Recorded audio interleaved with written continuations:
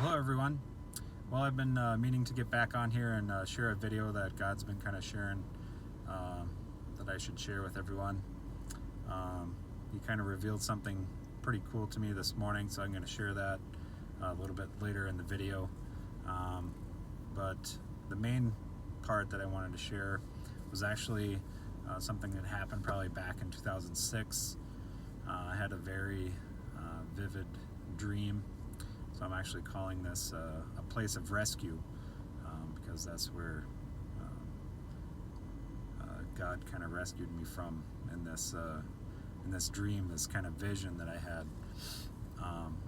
So I guess I'll just kind of tell you what the dream was, and we'll go from there. So yeah, in this dream, I remember it very, very well because it was so vivid.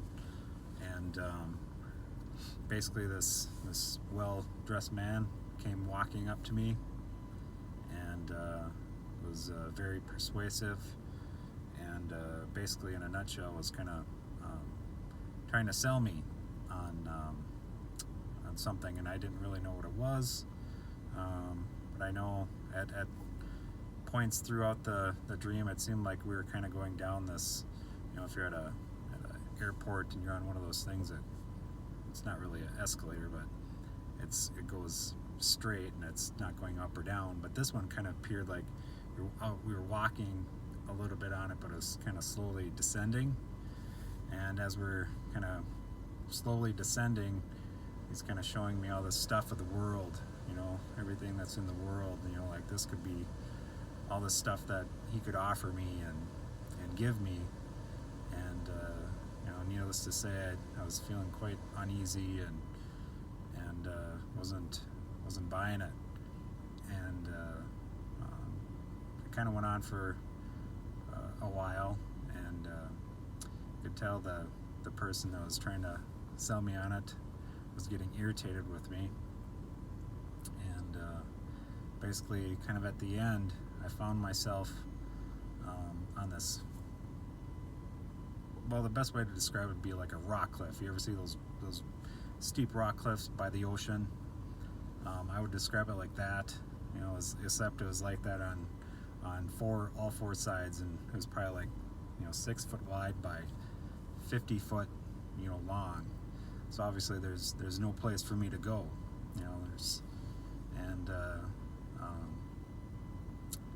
There in front of me, where I found myself next, was this face that was like on fire, and it was obviously the devil.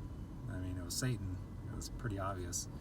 And I remember I didn't look at him for very long, but I can tell you that basically had some horns right here, and his face was, like I said, on fire, and it was kind of ripped. Needless to say, I was terrified. And I closed my eyes and I put my hands up in the air and I said, Jesus Christ is in my heart and he's in my soul. And I said that 3 times. Now this is before I gave my life to Christ in about 2008, 2009. Needless to say, when I said that the 3rd time, I woke up, and so it was a waking dream, and I was sweating, I was shaking. Obviously it wasn't a good dream to be having. Now if you think about it, it's like, well, why did I have that dream? Obviously I think it was a huge warning dream, and I think the devil is obviously trying to steal my soul, because obviously I was heading in that direction. I was heading to hell. I wasn't living a godly life whatsoever. A lot of people could have said I was a good person, but that doesn't save me. That's beside the point right now, but you can watch my testimony to get more on that. But anyway, where I wanted to get to was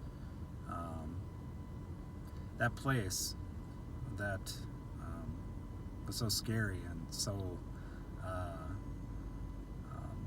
in a way that obviously shook me and scared the liver out of me, became my after I became a Christian, became my secret place where I would actually go and spend time in deep prayer and be praising God and praying for things and praying for people.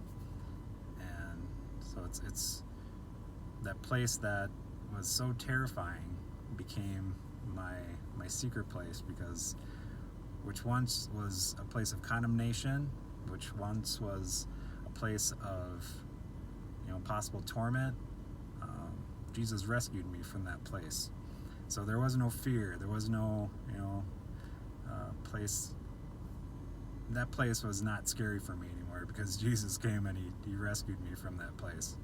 And what's kind of neat about that was I had that kind of area for quite a few years, and a few years back we were praying with our youth group, and we asked them to ask God for a word, or ask what God kind of wanted to speak to them. And my wife and I did the same thing, and I got basically that God was going to bring me to new heights. So I remember it was like a couple days later, I was praying. I was in my same spot. I was in my secret place there on the cliff, and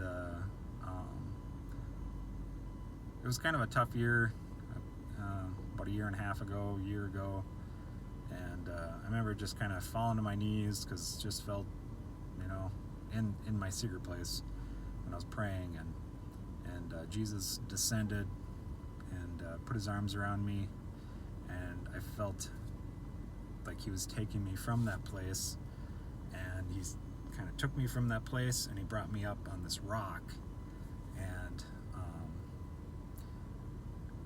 he placed me on this rock, and beside the rock, and it was basically kind of a rocky ledge, there's a waterfall that was kind of going over the edge, and then you could look out and there's beautiful trees, and basically kind of just like a mountain-esque type of picture or stuff that I was able to see.